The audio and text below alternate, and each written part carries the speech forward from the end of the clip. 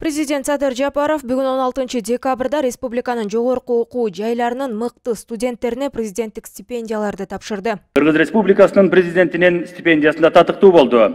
Абдыманап кызы Айпере, Константин Скрябин атындагы Кыргыз улуттук агрардык университети.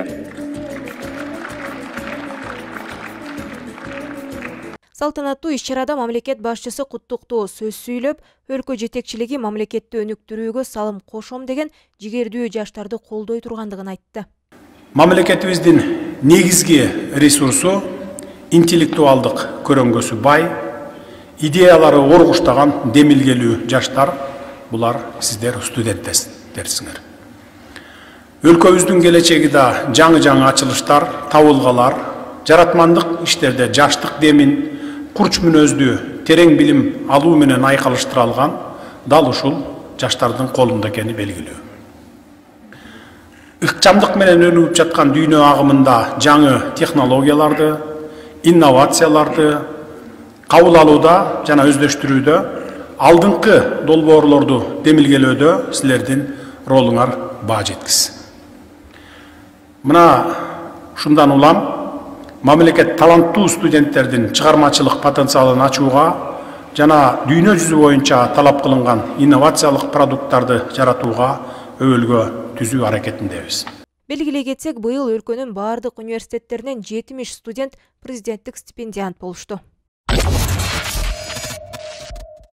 Кемпир-абад иши боюнча массалык башаламанды уюштурууга даярдык көргөн деп шек саналып камакта жаткан дагы бир жарандык активист Талайбек Мадаминов 15 декабрдан тарта мөөнөтсүз ачкачылык жарыялады. Бул тууралуу укук коргоочу Азиз Абдырасулова Facebook'тагы баракчасына жазды. Белгилей кетсек, буга чейин кыйноолорду алдын алуу улуттук борборунун директору Бакыт Рыспеков ачкачылык кармагандар менен байланышкандыгын жана алардын абалы канааттандырарлык экендигин билдирген. Массалык башаламандык уюштурууга даярданууга шектелип жаткандардын ичинен 19 адам ачкачылык жарыялаганына бүгүн 2 күн болду. Алар камактагы айымдарды үй камагына чыгаруу талабын айтышууда. Ушул өңдү талап камтылган кайрылуусун президент Садыр Жапаровдун дарегине да жолдошкон. Эске салсак, Бишкектин 1-май райондук соту 12-13 декабрда массалык башаламандык уюштурууга даярдык көргөн деп шек саналып жаткан 20дан ашык саясатчы, блогер, активисттердин камактагы мөөнөтүн дагы 2 айга узарткан. Алардын ичинен 19 киши соттун чечимине нааразы болуп, ачкачылык жарыялашкан. Камактагы аялдар эл аралык уюмдарга кайрылуу жолдогон.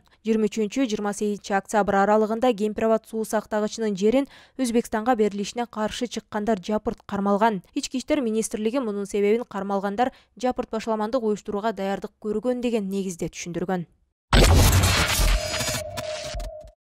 Улуттук коопсуздук боюнча мамлекеттик комитети Бишкек шаарынын мурдагы вице-мэри кармалгандыгын билдирди. УКМКнын басма сөз кызматы тараткан маалыматка ылайык 2019-2021 жылдар аралыгында Бишкек Свет муниципалдык ишканасынын жетекчилиги материалдык пайда алуу үчүн ишканалардан көп өлчөмдө бюджеттик каражатты мыйзамсыз чыгарып турганы аныкталды.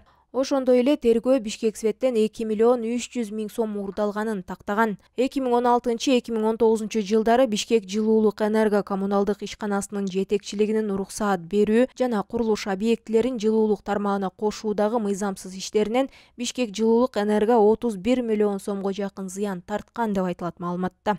Кошумчалангандай, бул коррупциялык иштер болгон учурда муниципалдык 2 ишкананы кармалган адам жетектеп турган. Ал кийин Бишкек шаарынын турак жай коммуналдык чарба боюнча вице-мэри кызматын да аркалаган. Шектүү УКМКнын убактылуу кармоочу жайына киргизилди. Атайы кызмат анын толук аты жөнүн жарыялаган жок. Бирок УКМК тараткан инициал Бишкек шаарынын мурдагы вице-мэри Абдылдаев Алимбек Анарбековичтин аты жөнүнө туура келет.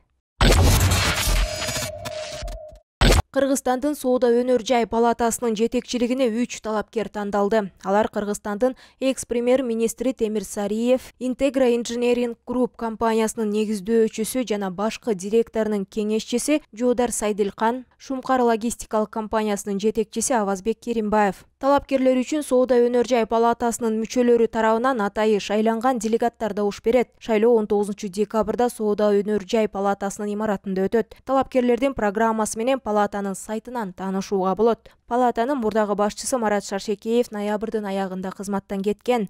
Ал бул кызматта 2010 жылдан бери иштеп келген.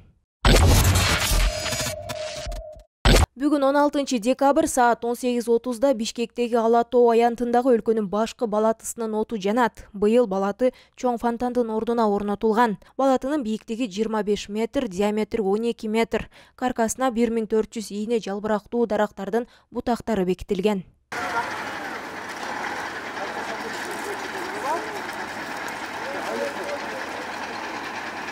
Бишкек шаарынын мэриясы жаңы жылга карата борбор калааны жасалгалоого канча каражат сарпталганы боюнча маалымат бере элек. Өлкөнүн башкы балатысынын темир каркасын орнотуу иштери ноябрь айынын аягында башталган. Эске салсак, Бишкектин Ала Тоо аянтын жана балатыны жаңы жылдык жасалгалоого былтыр 5 миллион 600 миң сомдон ашык каражат жумшала тургандыгы кабарланган.